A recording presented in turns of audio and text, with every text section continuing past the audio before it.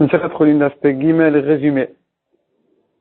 Premier sujet du DAF, la Gemara ramène, termine une sugya, une longue sugya, tout un mood, qui fait une grande recherche selon Sumchus. Quel est le dîme de quelqu'un qui aura mangé 2 kazetim de graisse interdite? Est-ce qu'il est chayav 80 coups, donc 2 fois malkout, ou que 40 une seule fois?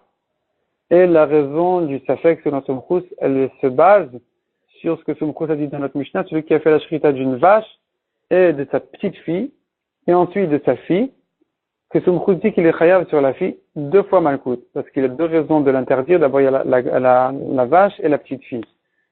Et donc, peut-être que Sumchus dira pareil en ce qui concerne ce cas-là, où il aura mangé 2 fois kazeï de graisse, ou non, ou bien c'est que dans les vaches où ce sont 2 corps différents qui causent le double issour, mais dans la graisse, c'est tout ça, c'est le même morceau, c'est pareil, c'est la même chose.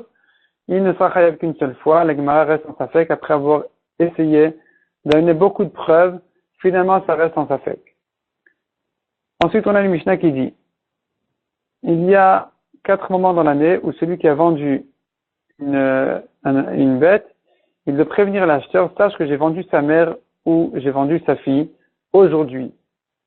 Ce sont avant les fêtes, avant Simchat Torah, avant Pesach, avant Shavuot, avant Rosh Hashanah, et des fois même avant Kippour. Rabbi Yehuda dit, si par contre il a vendu hier la mère et aujourd'hui la fille, il n'a pas besoin de le prévenir. Mais si il a vendu la mère au khatan, la vache au khatan et la fille à la kala, même s'il ne les a pas vendues le jour même, il doit bien comprendre qu'on va leur faire la shrita le jour même, donc le jour du mariage. C'est pour ça qu'il devra le prévenir, même si ça n'a pas été vendu le jour même.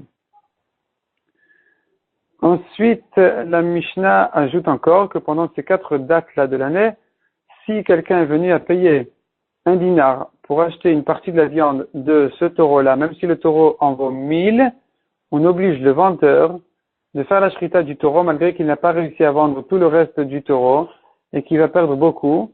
Il est obligé de faire immédiatement la shrita. Enfin, aujourd'hui même la shrita. Et c'est pour ça que si le taureau va mourir, c'est l'acheteur qui va perdre son dinar. Tandis que le reste de l'année, c'est pas comme ça. Le reste de l'année, tant qu'il n'a pas vendu la totalité du taureau, il n'a pas besoin de faire la shrita. La Gemara explique, il y a des petites précisions sur le début de la Mishnah, et ensuite la Gemara explique c'est quoi la différence entre ces 4 dates-là et les autres jours de l'année en ce qui concerne justement cette halakha qui dit que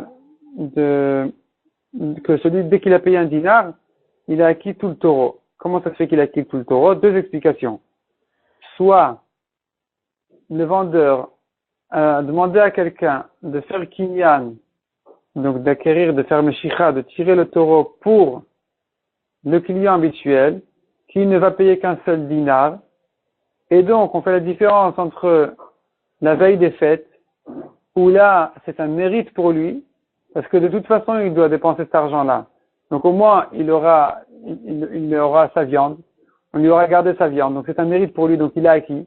Tandis que les autres jours de l'année, c'est pas comme ça, c'est une perte pour lui, c'est une dépense pour lui. Qui dit qu'il veut dépenser cette dépense aujourd'hui?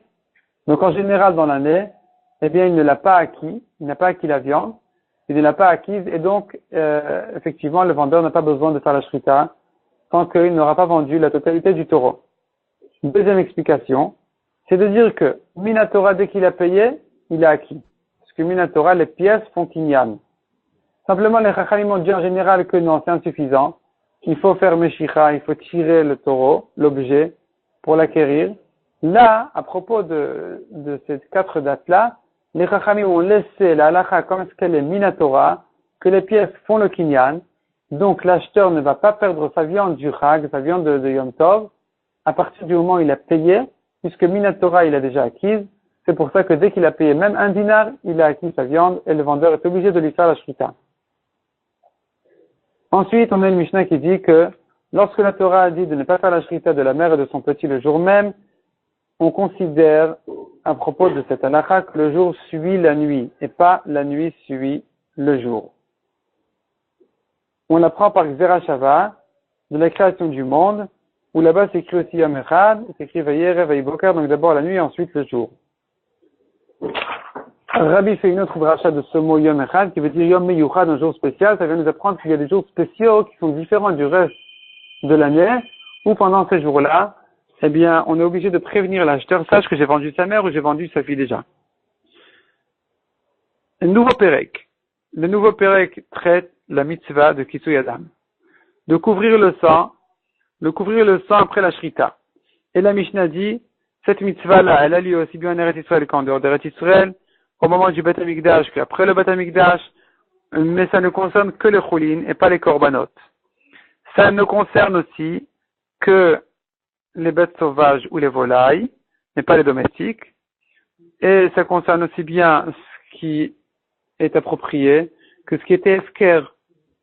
Ça concerne aussi le koi, parce qu'on a un safek sur le koi, est-ce que c'est domestique ou sauvage. Et c'est pour ça que dans le doute, on ne peut pas lui faire la shrita pendant Yom Tov, pour ne pas avoir besoin de lui couvrir son sang, mais si on a fait la shrita, on ne lui couvre pas son sang. La Gemara explique comment ça se fait que dans les korbanot, on ne fait pas de Kisui Adam, on n'a pas à couvrir leur sang. Donc les volailles des korbanot, on devrait couvrir leur sang. Pourquoi on ne leur couvre pas le sang? La Gemara dit que peut-être que le problème il est qu'il faut couvrir le sang au-dessous et au-dessus. En dessous du sang aussi, il faut mettre du sable, et au-dessus aussi. Or, les korbanot doivent toucher le misbéach, donc on peut pas mettre du sang en dessous. La Gemara demande, bon, peut-être que oui, peut-être que non. Finalement, la Gemara dit on devrait gratter le sang, retirer le sang du misbéach pour le couvrir en dessous. Au-dessus, pourquoi on n'est pas tout, pourquoi on n'a pas à le couvrir? Répond la Gemara, effectivement, c'est vrai. Dans les korbanot, eh bien, on devrait gratter le sang, retirer le sang et le couvrir en dessous, au-dessus, correctement. La Mishnah ne parle pas de korbanot, elle parle du Ekdesh de Bedek Habayit. Donc, de ce qui a été sanctifié, non pas pour le misbéach, mais pour être racheté et pour couvrir les dépenses du Beth Amikdash, en général. Et c'est pour ça que là, on a un problème. Parce que notre Mishnah pense, d'une part, comme Rabbi Shimon qui dit qu'une shrita, une mauvaise shrita, donc ici c'est une mauvaise shrita, on devait racheter ce coq. On ne l'a pas racheté, on lui a fait la shrita, donc il est interdit. Sa chair, sa viande est interdite. Donc c'est une mauvaise shrita, une shrita qui ne permet pas la viande. Une shrita pareille, selon Rabbi Shimon, n'est pas une shrita, donc on n'a pas besoin de couvrir son sang. Que dire qu'il peut le racheter? On pense comme, notre Mishnah pense comme Rabbi Meir qui dit qu'on ne peut pas racheter un korban, même si c'est pas un korban, même si c'est été sanctifié qu'au Bedek Habayit, on ne peut pas le racheter après sa mort. Donc c'est pour ça que on ne peut pas le racheter. La shrita est une mauvaise shrita, donc on n'a pas besoin de couvrir son sang comme Rabbi Shimon qui pense qu'une mauvaise shrita ne s'appelle même pas une shrita.